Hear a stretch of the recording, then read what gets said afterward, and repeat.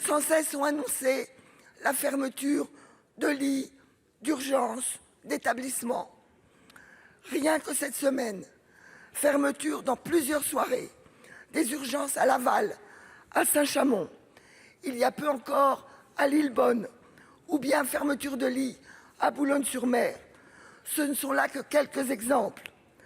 Nos urgences pédiatriques ont le plus grand mal à faire face à l'épidémie de bronchiolite. Est-ce normal? Non. 13 000 lits supprimés depuis le début du quinquennat d'Emmanuel Macron, même en pleine pandémie. Le professeur Delfraissy annonce que 20% des lits des hôpitaux sont fermés faute de personnel. Quelle est la réponse du gouvernement? Il faut recompter.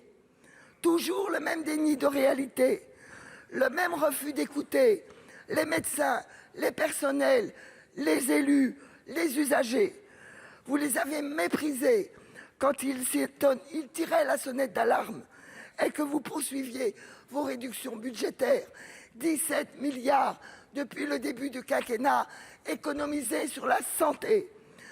Vous refusez d'entendre que le Ségur n'est pas suffisant pour répondre au malaise actuel, insuffisant pour la revalorisation salariale, insuffisant face à la dégradation des conditions de travail et de soins.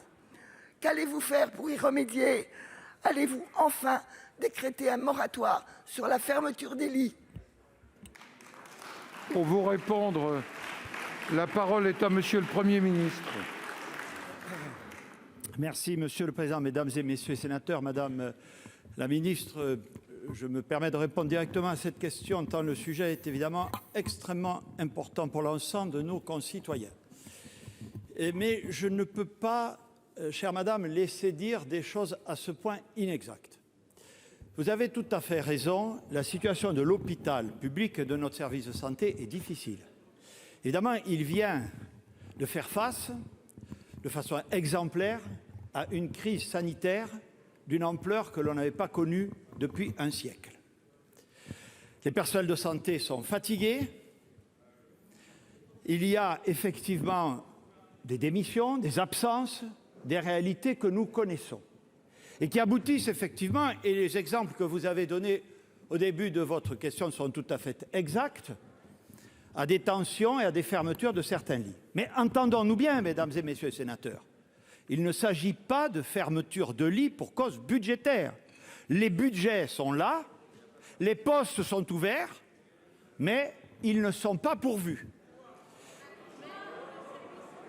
Messieurs, dames, pourquoi? Mais Madame Lienemann, laissez-moi répondre, mesdames et messieurs les sénateurs. Madame Lienemann. Alors, l'hôpital, je m'adresse devant un éminent ancien président de la FHF.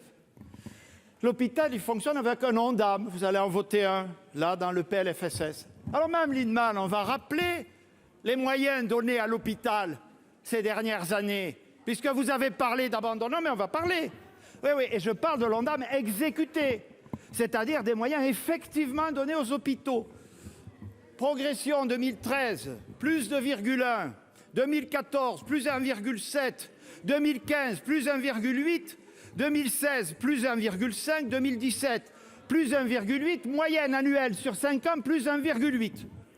Depuis le quinquennat de M. Macron, plus 4,75%. Et cette année, vous allez, je l'espère, voter un ONDAM hors crise, de plus 4,1%, c'est-à-dire le plus élevé depuis des années. Quant au Ségur de la santé, Madame la Ministre, et vous le savez très bien, il représente, que ce soit pour les personnels ou pour l'investissement, un effort inédit. Un effort inédit, certes, de rattrapage pour partie, de rattrapage, mais de grâce. Pas de leçons sur ce sujet, madame. Pas de leçons. Les ressources médicales. Oui. Les ressources médicales, c'est ça notre vrai problème. On sait d'où elles viennent de 50 ans de numerus clausus malthusien. Sous le précédent quinquennat, le numerus clausus a été accru de plus 600. C'est bien, mais notoirement insuffisant. Nous en sommes déjà à plus de 1800, c'est-à-dire 3 fois plus. Alors moi, je veux bien entendre tout ça, madame, mais la réalité, c'est celle-là. Et aujourd'hui, nous faisons face aux côtés des personnes. Non, mais il ne faut pas avoir la mémoire sélective. Il ne faut pas avoir la mémoire sélective. Nous sommes collectivement responsables de cette situation et nous y faisons face. Vous avez un PLFSS ambitieux. Nous cherchons par tout moyen d'attirer, de faire revenir, de pouvoir les postes budgétaires qui existent.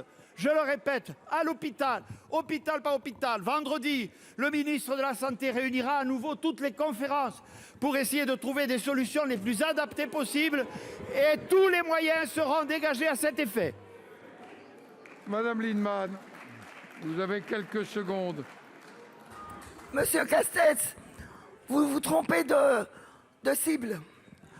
Quand Monsieur Véran approuvait déjà des budgets de restriction à l'hôpital, j'étais de celles qui me dressaient contre ces politiques et le groupe CRCE plus encore.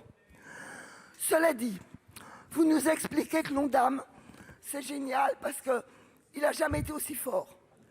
Je vous rappelle que depuis des années, il est inférieur à l'évolution naturelle des dépenses de santé. Et que le progrès que vous actez cette année, il est que temporaire, exceptionnel.